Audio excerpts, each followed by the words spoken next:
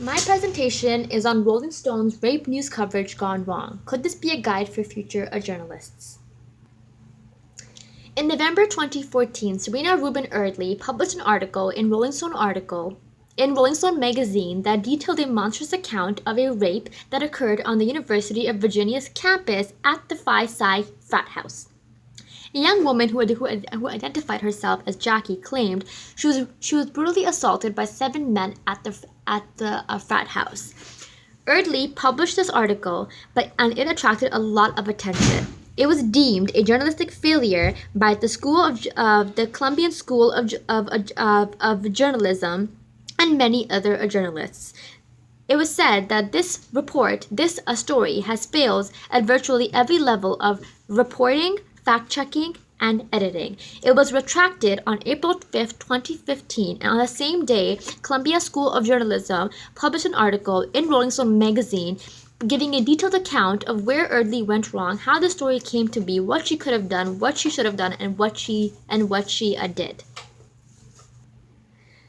Columbian School of Journalism reported that Erdely did not interview the accused. She did not interview Nicole Oramo, the dean of University of Virginia, who Jackie said she went to report the sexual assault to. She did not approach or contact the 3 friends Jackie allegedly claimed she interacted with after the assault, Ryan, Alex, and Catherine, and she did not confirm or fact-check any of the information that was given to her by Jackie. She blindly trusted her.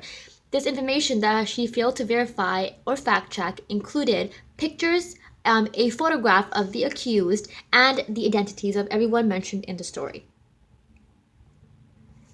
Jackie is a stakeholder in the story because she was the victim. Charlottesville police announced that Jackie's story held no merit because it could not substantiate her claims. When Washington Post ensued their own investigation into the claims made by Jackie, they found several inconsistencies in her story, where her story was proven false. Phi Psi Kappa members then become stakeholders because they were falsely accused of a crime that never occurred. Phi Psi Kappa members took the liberty of digging into their financial and digital history and were able to confirm that no party took place at the frat house on September 28, 2012. So what rape was Jackie talking about? Moreover, Nicole Oramo, the dean of UVA, also is a stakeholder because her reputation was damaged. She was painted as the chief villain in the story, who was indifferent to sexual assault survivors and victims. She said that the publication of this story undid her life's work, and she received a lot of hate mail.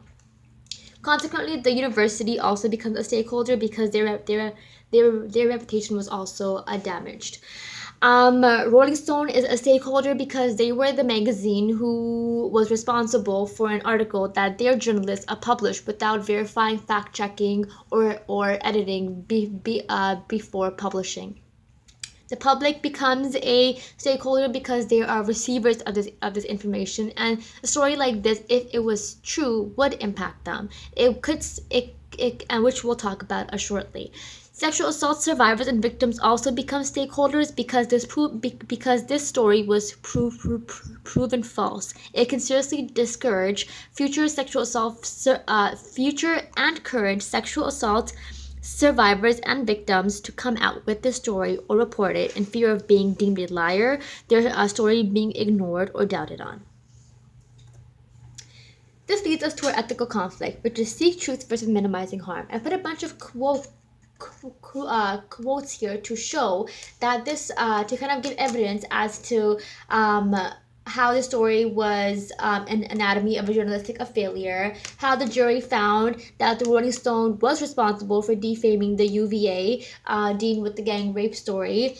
The report cites several major reporting of failures. It also talks about how Erdely failed to corroborate Jackie's accounts from others, including students, the university administrators, law enforcement officials, and her friends, and the accused as well. And this shows that the Rolling Stone did indeed retract the story, which was discredited. The values are fairness, accuracy, and verification.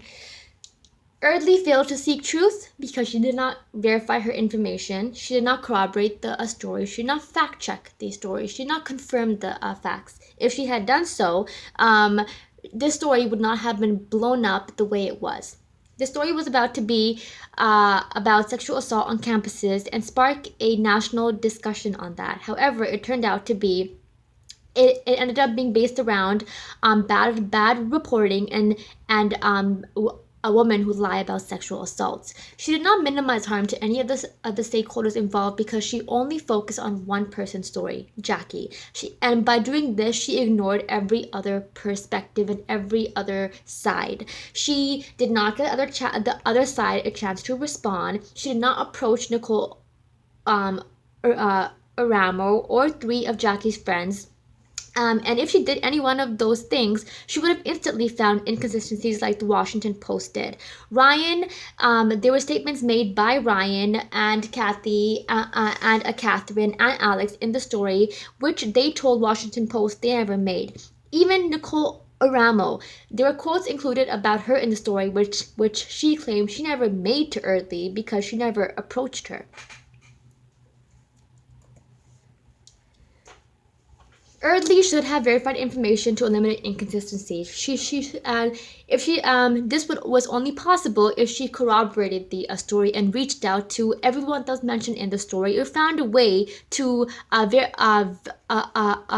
verify the facts, since Jackie asked her to not approach the accused or anybody.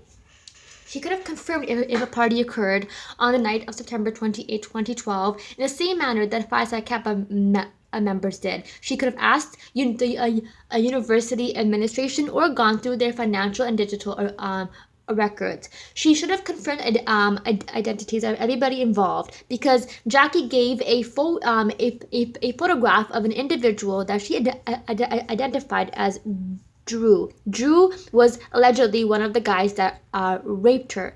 But when Washington Post investigated that photo, that individual was not identified as a Drew who went to UVA, but a guy that she went to high school with in a completely different state and in a different university. So Eardley failed to seek truth and report it, and she also failed to minimize harm. I would not publish this story because it had too many discrepancies. Information was not verified. It was deemed a journalistic failure, and it harmed many stakeholders. And the ethical conflicts, the principles and values under those ethical conflicts of seek truth and report it and minimize harm were not followed. It created a chilly environment, and it also created a chilly environment for sexual assault victims and survivors. I also want to add that 2 to 8% of cases of sexual assault are deemed false, and this fell under one of them. And this seriously impacts the credibility of future sexual assault stories. This leads to the larger significance. This story was important because it was deemed a lie. It was proven false. This sets a preconceived notion that women lie about sexual assault survivors. Public who receive this information may not believe stories that come out in the future about women who claim they've been sexually assaulted or raped. It seriously casts doubt on their credibility. Moreover, if stories like this can be deemed to be false or inaccurate, it questions the reliability and credibility of news organizations as well. So, to prevent journalistic failures, this article should serve as a guide for future journalists on what not to do. If the story was positive, it could have sparked this discussion on sexual assault on school campuses to create safety plans for victims or survivors. Instead, it came focused around bad reporting and women who lie about sexual assaults. Journalists should follow the ethical codes and verify every single fact and information they receive before publishing a story.